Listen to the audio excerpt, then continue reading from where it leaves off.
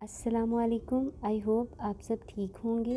मैं भी ठीक हूँ। चलिए जी आज की स्टोरी की तरफ चलते हैं। ये स्टोरी एक मेडिकल कॉलेज से स्टार्ट होती है, जहाँ एक साइकोलॉजी के प्रोफेसर अपने स्टूडेंट को डिप्रेशन हैंडलिंग के बारे में पढ़ाते हैं। कॉलेज के अक्सर स्टूडेंट्स और वहाँ के प्रोफेसर साइकोलॉजी के प्रोफेसर से अपनी डिप्रेशन हैंडलिंग के बारे में पूछते हैं कि हम अपने डिप्रेशन को कैसे डील करें। कॉलेज के अक्सर स्टूडेंट्स और प्रोफेसर उन्हें ये भी कहते हैं कि आप हमें कुछ मेडिसिन रेकमेंड करें जिससे हम अपने डिप्रेशन को कम कर सकें। एक सुबह साइकोलॉजी के प्रोफेसर सब स्टूडेंट्स और प्रोफेसर्स को कॉलेज के ऑडिटोरियम में जमा करते हैं और कहते हैं कि मैं आप सबसे डिप्रेशन पर बात करना चाहता हूँ। जब सब लोग ऑडिटोरियम में इकट्ठे हो जाते हैं तो प्रोफेसर उन सबको अपनी तरफ मुतवज्जा करता है और कहता है कि मैं आप सबसे एक सवाल पूछूंगा जिसका आप सब मुझे जवाब देंगे। प्रोफेसर मेज पर पड़ा पानी का ग्लास उठाते हैं। अब सब लोग ये एक्सपेक्ट करते हैं कि सर हमसे पूछेंगे कि ये पानी का ग्लास आधा भरा हुआ है और आधा खाली है, लेकिन ऐसा नहीं होता। प्रोफेसर इन सबसे सवाल करते हैं कि आप सब मुझे बताएं कि ये पानी का ग्लास पकड़ने में कितना भारी है। सब स्टूडेंट्स अपने अपने अंदाजे के मुताबिक जवाब देते हैं। इनके ख्याल में ग्लास का भार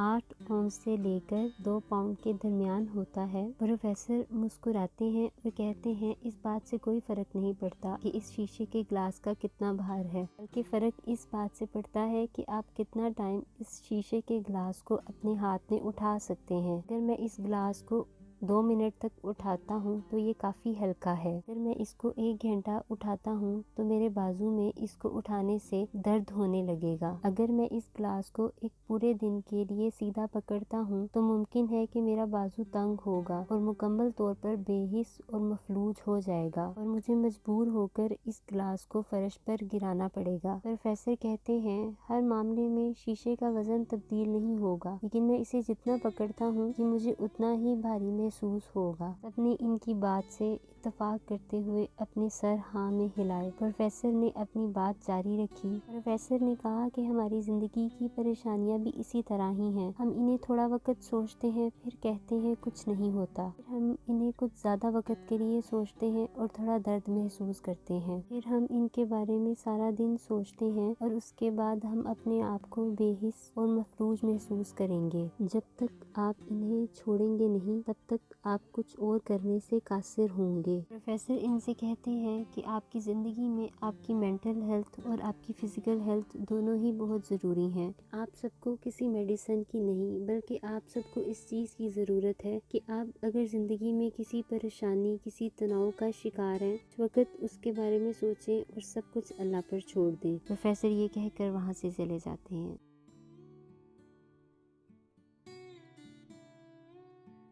स्टोरी में डिप्रेशन को कितने अच्छे तरीके से एलेबोरेट किया गया है। आप देखें एक छोटा सा वर्ड है डिप्रेशन, बट इस डिप्रेशन के वर्ड से हमारी कितने सारे दुख और हमारी कितनी सारी खुशियाँ जुड़ी होती हैं। डिप्रेशन वाला इंसान बहुत सारी खुशियों से महरूम रहता है। डिप्रेशन, टेंशन, गम ये हमारी जिंदगी का हिस्सा है। हम इससे ये नहीं कह सकते कि हम इन्हें छोड़ दें, लेकिन हम इसको सारा टाइम अपने सर पे सवार भी नहीं कर सकते। एक डिप्रेशन में रहने वाला इंसान कभी भी अपनी जात से बाहर नहीं आ सकता। असल काम डिप्रेशन लेना या किसी टेंशन को लेना, किसी दुख को महसूस करना नहीं है। असल काम ये है कि हमने उसको हैंडल कैसे करना है। कुछ लोग ऐसे होते हैं जो हर हाल में खुश रहना जानते हैं, वो हर लम्हे को एंजॉय करते हैं, छोटी से छोटी बात में खुशी ढूंढ लेते हैं, दूसरों को भी हंसाते हैं और खुद भी हंसते हैं। एक्चुअली में ऐसे ही लोग ज्यादा कामयाब हैं। के बरक्स दूसरी तरफ कुछ ऐसे लोग हैं जो हर टाइम हर एक के सामने बैठ के अपने दुखों को, अपने डिप्रेशन को बताते हैं और फिर मोस्ट प्रोबेबली कोई तो उन्हें डिप्रेशन का हल बता देता है। और कुछ मसले ऐसे होते हैं जिनमें हमारा कोई इख्तियार नहीं है। तो